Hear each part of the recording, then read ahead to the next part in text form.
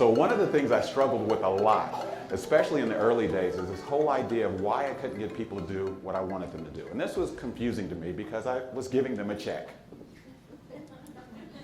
I struggled with that as I gave you a check and asked you to do something and you're not doing it. Okay, was the check not good? Is that the problem? This was back before direct deposit. Remember when we used to hand people a check? It was a much more dramatic thing. Look in there. Your envelope was empty? Is that what was?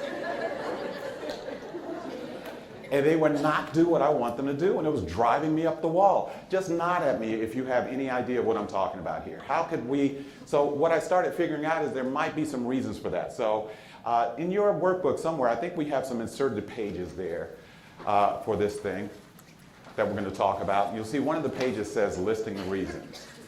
Once you've found that page and it says listing the reasons, would you just say got it so I know you're there? Excellent. So what I'd like you to do, because I know this has plagued you as well as it plagued me, what we're going to do is I'm going to have you on that page where you see little watermarks of pictures similar to the ones on the screen. I want you to generate a list of all, and this is an individual exercise, all the reasons why you believe people aren't doing what you want or need them to do sometimes. So just create your own individual list, and for this task you get 2 minutes, starting now. Why aren't people doing the things you want and or need them to do? What is in the way? Over to you next. Okay, so here's what we're going to do. We're going to take a little rolling poll of the room. Before we do that, if you have not already numbered your list, would you number your list for me? Number your list. By importance or just quantity. Okay. So before I ask you what you wrote down, I am curious as to how many things you wrote down. So we're going to take a little rolling poll of the room. I'm going to call a number. We'll start at 1 and go up the ladder. If I call the number and that number represents exactly the number of things you have in your list, I'll just have you raise your hand. And that way everybody in the room can kind of see who has what. Here we go. If you have one reason and one reason only, let me see a show of hands.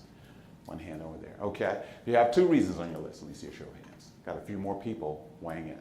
3 reasons on your list. Okay, got a few more people kicking in. 4 reasons on your list. Very good. 5 reasons on your list.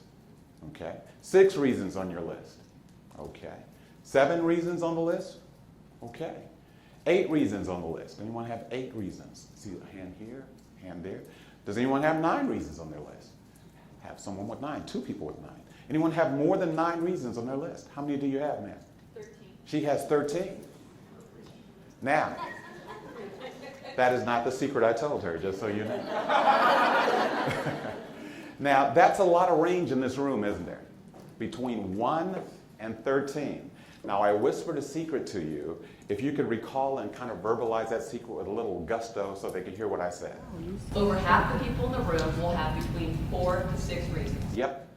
In fact, it was a little closer because there was a bunch of 7s in here too. So if we spread, but that's pretty accurate. By the way, you know how I know that's the case? Because I've done this exercise about 1,000 times. And every time it bears out exactly the same way. But what if I told you there actually are 13 reasons?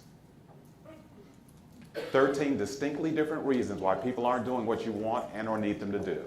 Now, let's say that the mean or median number, I was bad at math, so I don't know which, average number was 5. I don't know how to do the calculation. I'm a talking guy, not a math guy. But let's say the average number is 5. Let's say I wrote down 5, and this guy in the front of the room just said there's 13. Well, I can do the simple math. 13, take away 5, that's 8. Okay, that means I may be missing 8 things. But here's what it may mean more importantly. If I wrote down 5 things, I probably have 5 strategies to deal with those 5 things. But what if what I'm dealing with is not one of those 5 things?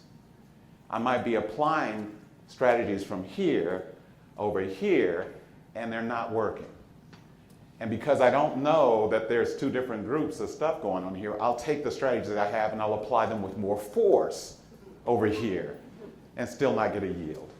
You know what? I'm going to have all you people write this down and sign it so I know you, and I still won't get a yield. Now, at this point, not only am I getting frustrated, who else is getting frustrated?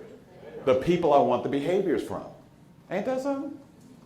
So, let's see if we can figure out what these other reasons are. And now, I'm sure that everyone in this room is going to see reasons that you put down come up on the screen. In fact, if you see there's a little pattern over the next couple of pages. One says R equals something and S equals something, and you can write reasons and strategies next to that, because what we're going to do is talk about the reasons and the strategies.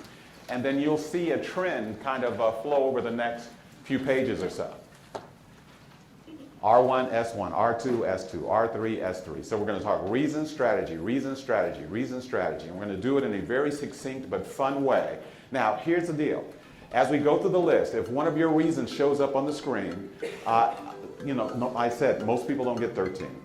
If one of your reasons does show up, and I'm pretty sure it will, I'd just like you to say, bingo! So everyone in the room knows that was one of your reasons.